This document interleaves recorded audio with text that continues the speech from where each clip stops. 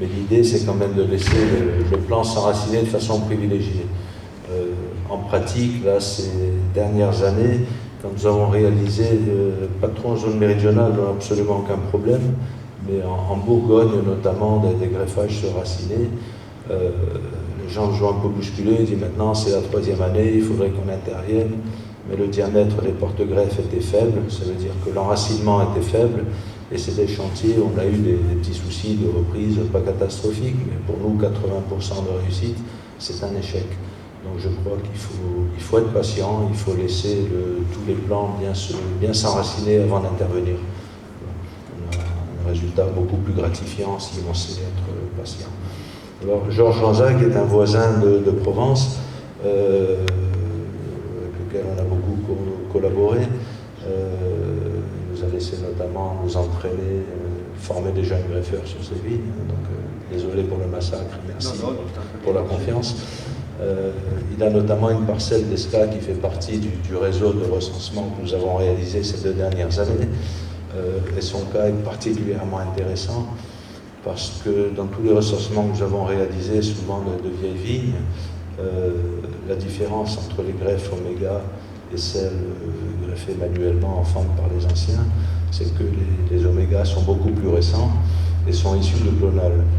Or, lui a continué de greffer manuellement début des années 80 et après, mais ensuite sur ces modalités qui ont été recensées avec des clones greffés en fente. Et mon dernier recensement l'été dernier sur la parcelle 0 SK sur ces souches de Montvèdre greffées. Ce n'est pas sur une technique que je vends, mais l'SCN en fente traditionnelle.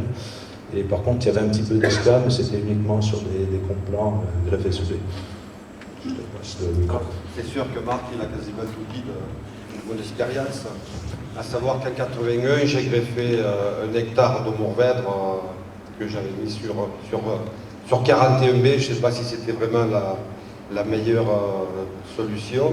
Mais toujours est-il que ces plants n'ont quasiment pas de mortalité par rapport à tout ce que j'ai comme Mourvèdre, où il manque plus de 20%, où on est obligé de faire la complémentation. Ensuite, pour revenir à la complémentation, je crois que la solution, c'est surtout de faire le trou le plus tôt possible au mois d'octobre, pour que les pluies puissent faire descendre le niveau de la terre dans le trou. Et là, lorsque vous mettez le plat, logiquement, je ne sais pas si vous m'entendez très bien, logiquement, le plat, il reprend très bien. Il y a presque pas de mortalité sur la complémentation. Voilà, c'est ce que j'avais. Oui, les racines plus longues, certainement, mais le problème, c'est que quand vous mettez. Voilà, les racines ont tendance à remonter, et si vous mettez des racines coupées normalement, il n'y a pas de souci. Mais surtout, faire le trou très tôt. Par exemple, là, cette année, on a fait.